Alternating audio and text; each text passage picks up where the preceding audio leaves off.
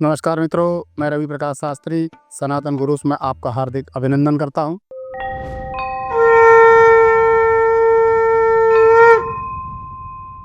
मित्रों, आज हम जानेंगे गुप्त नवरात्रों के बारे में। हमारे सनातन में 4 नवरात्रि होती हैं। दो मुख्यतः जो चैत्र मास की शुक्ल प्रतिपदा को प्रारंभ होते हैं, वहाँ से हमारा नव संवत्सर भी प्रारंभ होता है। नया साल हमारा चैत्र शुक्ल प्रतिपदा से प्रारंभ होता है। और दूसरी जो प्रचलित नवरात्रि आती हैं वह आती हैं हमारी आश्विन मास के शुक्ल पक्ष की प्रतिपदा से। 2 ये प्रचलित नवरात्रि हैं और 2 गुप्त नवरात्रि हैं। जो पहली आती है माघ मास के शुक्ल पक्ष की प्रतिपदा से प्रारंभ होती है और जो दूसरी गुप्त नवरात्रि है वह आती है आषाढ़ मास के शुक्ल पक्ष की प्रतिपदा से, जो इस वर्ष सन 2025 में 26 जून 2025 से प्रारंभ है। मुख्य 2 नवरात्रि के बारे में अधिकतर सभी लोग जानते ही हैं।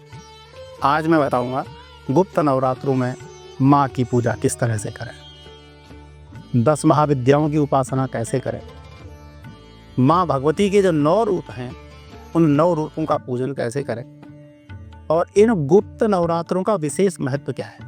इन जो गुप्त नवरात्रि हैं यह गुप्त कार्य के लिए प्रचलित है। अगर हमें कोई गुप्त साधना करनी है, हमें कोई गुप्त मंत्र सिद्ध करना है या देवी का कोई मंत्र सिद्ध करना है या अन्य किसी देवी देवताओं का कोई भी मंत्र सिद्ध करना है।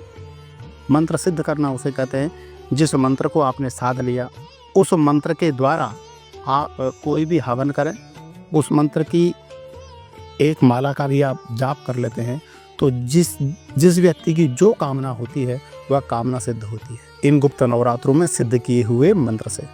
जैसे देवी जी का प्रचलित मंत्र है, आप लोग सभी जानते ही होंगे, ओम ऐं ह्रीं क्लीं चामुंडायै विच्चे।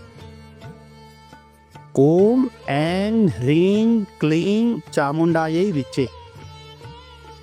अगर इस मंत्र का 1.25 लाख आप जाप कर लेते हैं इन 9 दिनों के अंदर, तो माँ भगवती की ऐसी कृपा प्राप्त होगी जो आपकी सोच से भी परे।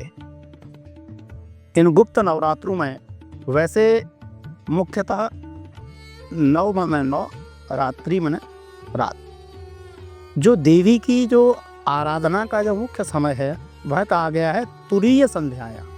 देव्या अथर्व शीर्ष में कहा गया है निशीथे तुरीय संध्यायाम जप्त्वा वाक् सिद्धिर्भवति।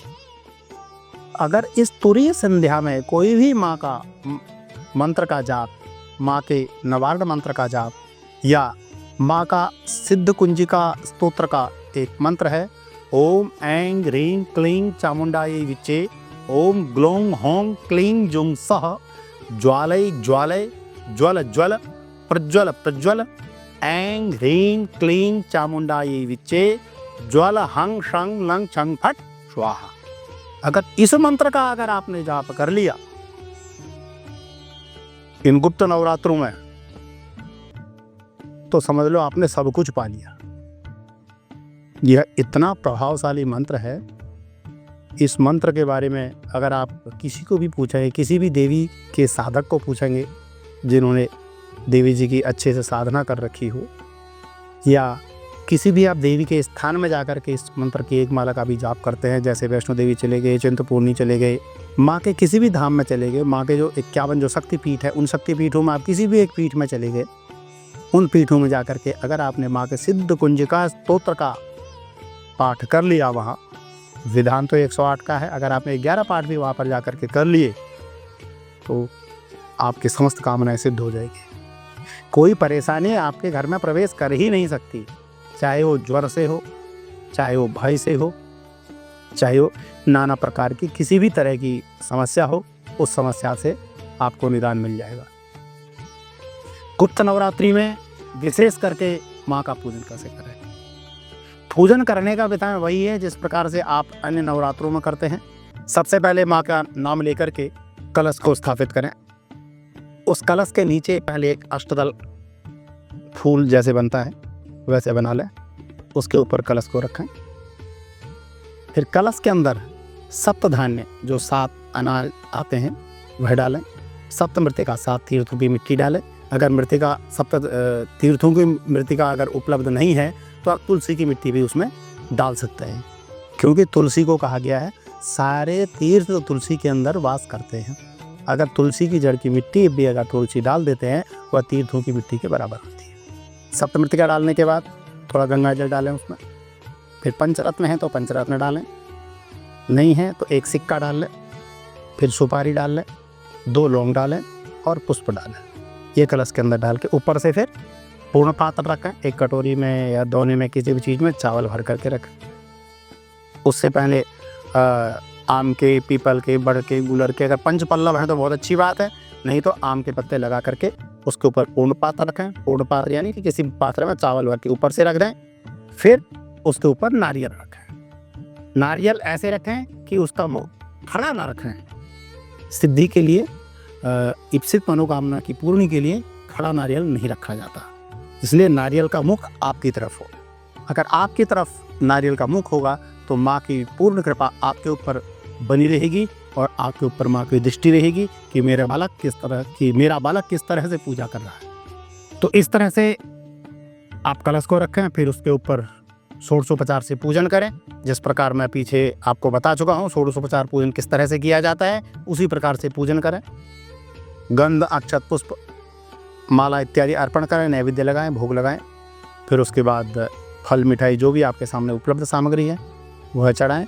फिर उसके बाद क्षमा प्रार्थना करके माँ का एक मंत्र मैं आपको बोलता हूँ ध्यान का, उससे माँ भगवती का ध्यान करके आप अपना पाठ प्रारंभ करें। चाहे आप दुर्गा सप्तशती करें, चाहे आप दुर्गा चालीसा करें, चाहे आप माँ की कोई भी स्तुति करें, कोई भी पाठ करें, या माँ के नमाड मंत्र का जाप करें, या आप सिद्ध कुंज का स्तोत्र का जाप करें। तो माँ कलश स्थापना के बाद प्रार्थना करें। प्रार्थना क्या है वह मैं आपको बताता हूँ, आप लोग ध्यान से सुने, या नीचे लिखा हुआ भी आपको दिख जाएगा। नीचे लिखे हुए मंत्र का आप देख करके भी ध्यान कर सकते हैं।